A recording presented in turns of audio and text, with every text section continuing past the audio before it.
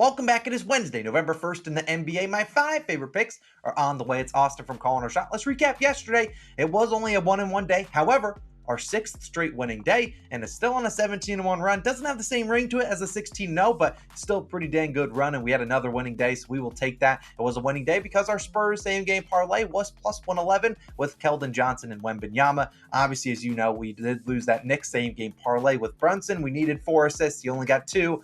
Also nuked our ladder challenge, just painful. But hey, if we can keep winning money every single day, even if it's just 0.11 units, I don't think you guys are going to complain. I said at the top of the show, though, 5 picks. We'll only have 4 in this video. The 5th one will be our ladder challenge. We're running it back. We're not letting one loss get to our head. We're running it back, and I'm going to track these going forward as 1-unit plays. Last year when we did the ladder challenge, sure, we didn't get all the way to day 10, but we had a really good successful run. We were hitting like the ladder plays at like 55, 56%. Might as well do that today. So our 5th pick, I'll post it later in our shorts and stuff like that. I'll post a link in the description or in the pinned comment if you want to check it out. Ladder challenge will be our 5th play. But let's dive into the picks today. A reminder though, on Sleeper, they actually have a free square right now for this guy.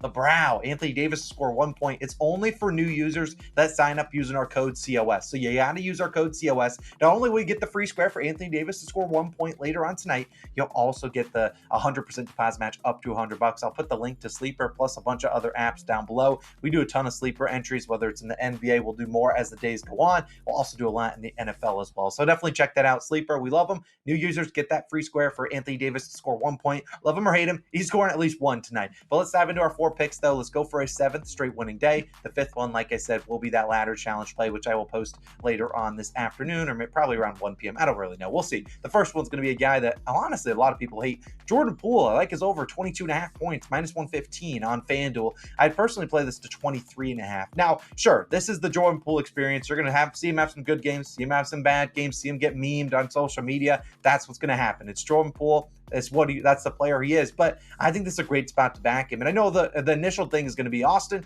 Don't you think this is going to be a blowout? Look, in the NBA, when you think a game's a blowout, it never is. It's only the games that you expect to be close that are not close games. And I anticipate a lot of people to be on Hawks spread today. Why? Because, well, they've won their last 2 games and smoked very good teams in the Bucks and Timberwolves. Now they get one of the worst teams in the NBA, the Wizards. Wouldn't be surprising if they just struggle to win this game. Honestly, Trae Young also, was he at a trampoline park, got injured? I don't really know, but I don't really care. Let's talk about this game in a fast-paced matchup, the over-under at 238.5. Jordan Poole this season, like I said, it's the good and bad experience. It's going to be a roller coaster. He scored 18 points in 26 minutes, 27, and then 11 points. Now, the 11, not great. Obviously, 2 of these games, you see him with 25 and 26 minutes. Both games that they got blown out in. He did not play in the 4th quarter. And while that is a risk here, that is kind of baked into the line. I think this is a closer game than the spread indicates, and I think this is going to be a game we see Jordan Poole have to play pretty well. I mean, heck, Jordan Poole can hit 23 points by the 3rd quarter if he's actually making some shots. I mean, you see 7 for 18 and 8 for 23. He wasn't really knocking down some shots. If he made some of those shots, he probably hits it easily, regardless of a blowout. But let's talk about the Hawks, though. This is a team that, like I said, Trae Young could be in, could be out, not really sure. DeJounte Murray, obviously, is a very solid defender, but I still do think Poole's going to have his matchups and his way to score. I mean, Poole's last 3 versus Atlanta scored 24, 28, and 12 points. Granted, all 3 of those were with the Warriors. The 12 was a game he did come off the bench when Steph had 31. And while DeJounte Murray, like I said, he's a very good defender, I still think Poole will get his looks and get his opportunities here. We've seen here's a list of guards / wings. I'm not going to put, power forwards or centers.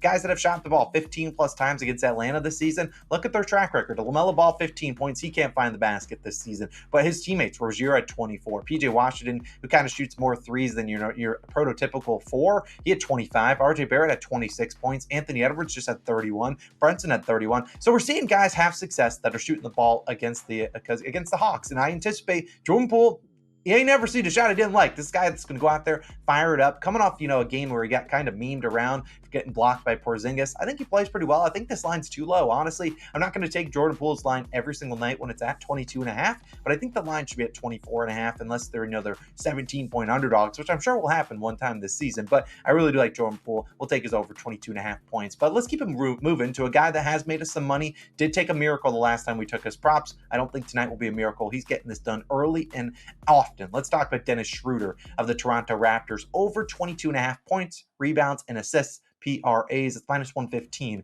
on DraftKings. Now, if you have to take it at 23.5, you can. Personally, if you are looking at the lines, if you have a points plus, so here's how I looked at his lines. I was going to take his points plus assists because let's be honest, Dennis Schroeder's probably not grabbing 10 rebounds tonight. However, the difference between points plus assists and PRAs was only 2. Like, I really do think Schroeder can luck into 2 rebounds, heck, maybe even get 3. But if the difference for you, maybe the PRA line goes up and the points plus assists stays at 20.5, if that's your case, take the points plus assists. Just check the difference there. But either way, I do think he actually has a sneaky decent chance to grab some more rebounds, which we'll talk about in a second. But Schroeder cashed out for us earlier this year, and we're going back to him. He's averaging 14.3 points per game, 2.5 rebounds per game. Like I said, I think he can grab 2 rebs and 8.8 assists per game. That's good for 25.6 PRAs.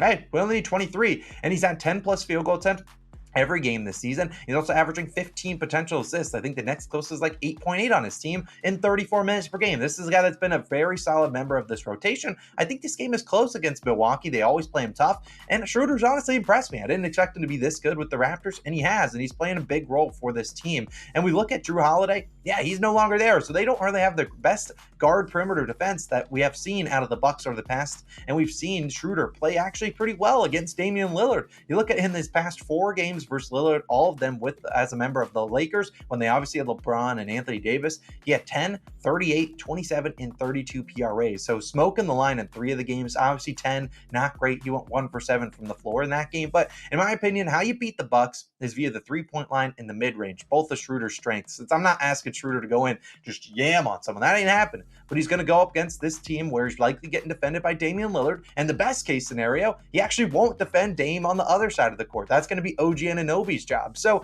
I think Dame might do whatever he wants, but it doesn't matter. I think Schroeder's going to defend Malik Beasley, who just camps out in the corner, which is why I think he has a chance to sneakily get a couple of rebounds, given that Dame and Giannis and those other guys are firing it up. Malik Beasley maybe gets, 7, 8 shots a night, but that's not a ton. So I really do like him here. I think this is a good spot. Milwaukee top 10 in points in the paint allowed, or points, top 10 in terms of they don't give up a ton of points in the paint. So I don't really see, big days coming from the Scotty Barnes and Pascal Siakams of the world. I think Schroeder actually has a decent game, might even hit this over in points, but I'd rather the points plus assists plus rebounds thrown all together. We'll take it. PRA, Schroeder. Go respect our money again. Now, my third pick is going to take a little bit of confidence building for some of you guys out there, because it's going to be a guy that a lot of people really, really don't like. If you don't like Poole, a lot of people don't like this guy, Michael Porter Jr. of the Denver Nuggets, over 21.5 points, rebounds, and assists, very similar to Dennis Schroeder, very similar line, minus 110 on DraftKings. Now, I said a lot of people don't like him because, honestly, MPJ he's either there or he ain't. And that's kind of what it is. It's MPJ. Will he show up or will he not? You kind of know by the first quarter. And honestly, sometimes he comes out in the first and just scores like 17 points. You're like, where did that come from? That's just the MPJ experience. But I really do like him to get it done. Now, for FanDuel bettors out there that don't have a PRA line, like, I don't know why FanDuel doesn't offer a PRA line for him, but they do have a points rebounds line. And I'm going to be honest, Michael Porter Jr. is probably not getting, 5 assists. So maybe he gets 2, but I think the points plus rebounds line will be perfect for you guys out there. Same thing for like PrizePicks and other apps. But let's talk about Michael Porter Jr. because this season he's averaging 12.3 points per game, 8.8 rebounds per game, and 2.3 assists per game. Good for 23.4 PRAs. Now, you've seen in these games he's recorded 26, 25, 31, and only 11 PRAs. So went over in the first 3 games, went under last game, and a weird game. He played 19 minutes, 3 for 8 shooting, only 1 rebound. He honestly was benched. Christian Braun came in. Christian Braun snagged 8 rebounds, and that's going to happen sometimes with Michael Porter Jr. He's going to get benched. Michael Malone will be like, dog, what are you doing out there? Get to the bench. And maybe Christian Braun plays really well off the bench. But I think getting benched last game will put a little bit of fire under Michael Porter Jr.'s tush. I mean, the guy's got to come out there and play pretty well. I think he will. And this is a guy, Michael Porter Jr., notoriously plays better on the road when most role players normally struggle. He's played better. And I think this is a great matchup also for him to grab rebounds. You think about who they're facing, the Timberwolves. 1, Michael Porter Jr. is not guarding Anthony Edwards. No shot. Number 2, he's not guarding Karl Anthony Towns. That's Aaron Gordon's assignment. Number 3, you're going to see Nikola Jokic have to box out Rudy Gobert. So I think that leaves Michael Porter Jr. maybe defending Jaden McDaniels or whoever comes off the bench, who sometimes just sits in the corner. I think that leads to him closing out defensive possessions. I mean, a guy that just got benched, you'd think he'd come out with a little bit of hustle, and a guy that wants to go get those defensive rebounds and kind of close out those possessions. That's what keeps you on the floor, and I think he will do that. And he's also played well against Minnesota last year. 2 regular season games, 26 and 36 PRAs, smoking the line. In the postseason, he had 31, 22, 38, 22, and 18 PRAs. So some of those games are pretty close. It's the postseason. I really wouldn't take that with too big with a grain of salt. I mean, it's a postseason. Some guys are going to play more minutes than others. It's just how it goes. But I think Michael Porter Jr. comes out firing tonight. I think he has a big night, actually. So I really like Michael Porter Jr. I like his points. I honestly like his rebounds. I don't mind him to get an assist or two, which was the difference between points and rebounds in PRAs, which is why I went PRAs.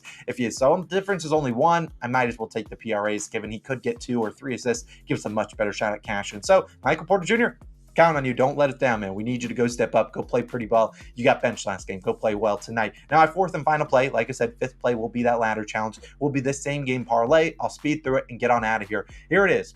4 legs.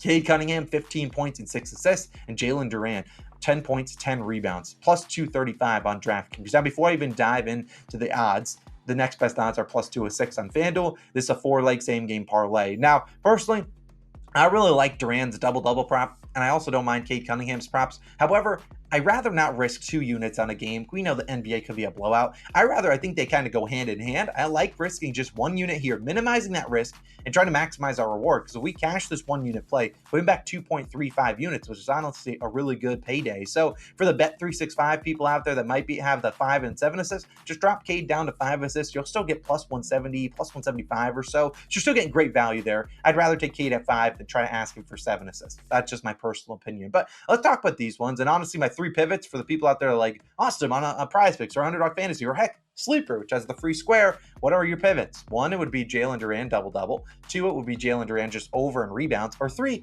I don't mind Cade Cunningham over an assist, just if it's not 6.5. I think he gets 6 pretty easily. 6.5 is always a little bit of a stretch, but I do think he can get that. But let's talk about Jalen Duran, who's been really good, cashed out for us several times this year. I believe we backed him twice, once on his PRA line and once in a very similar parlay to this. Look at his stats, 17 and 14, 14 and 17, 23 and 15, and then 8 and 7. Sure, last game was not great, only played 23 minutes, shot 4 for 11 from the field. Now, if you don't know anything about Jalen, he doesn't really shoot anything that's not, right in the paint. So we just missed some easy gimmies. I don't anticipate him missing those once again here. I love a bounce back spot against the Blazers, a team really struggling to defend opposing centers. And sure, they got DeAndre Ayton down there. I ain't afraid of Ayton. You look at the Blazers, they just gave up 14 and 10 to Jakob Poeltl. They just gave up 35 and 15 to Joel Embiid. And well, sure, Joel Embiid much better than Jalen Duran at this point in their careers. But before that, Ivica Zubac, 20 and 12. So we've seen opposing centers not only get those points, but also get the rebounds, which is kind of what we need out of Jalen. He's a beast. This guy attacks the defensive rebounds, but also goes out there and gets a lot of offensive rebounds. I think he gets you 10 and 10, which is a double-double. Then next up is Cade Cunningham. You look at his season, 30 and 9, 12 and 6, 25 and 10, and 17 and 5. Now, 12 and 6, that was the game he got into foul trouble. Barely played like 24 minutes. The last game, didn't get the assist really. It was a struggling game from the field. The Pistons struggled in that game. I think that was the one against the Heat. Obviously a tough matchup, but we've seen this guy averaging 18.5 field goal attempts per game. He's scoring 15 tonight. Also, 7.5 assists per game. He's averaging 12.3 potential assists, 9.5 adjusted assists. This is a Blazers team that doesn't play a ton of defense, not the greatest, defensive unit out there. I think this is actually a close game, and I think we see Cade Cunningham and Jalen Duran out there a ton. So I really like this value at plus 235. I considered, each of their individual props, Cade's points plus assists, Jalen Duran's over in points plus rebounds, or a double-double prop. I think this is just the safer way to play it. We need Duran grubbing on the boards, grabbing 10 boards, and we need Cade scoring, but also dishing it to Jalen, let him lay it in, get those assists, pile it up, kill 2 birds with 1 stone, plus 235 on DraftKings. I love this play. But those are my 4 favorite plays of the day. Let me know your favorite plays down below. Our 5th play will be the ladder challenge when it is live, the YouTube short. I will link it on the screen. As for now, I will link the Wembanyama debut video. Plus, later on today, we should have our Wembanyama second video, which you can check out, his second game video posted on the second channel. It's Austin. Let's bring out the brooms once again. I'll see you guys back in the next one. Peace.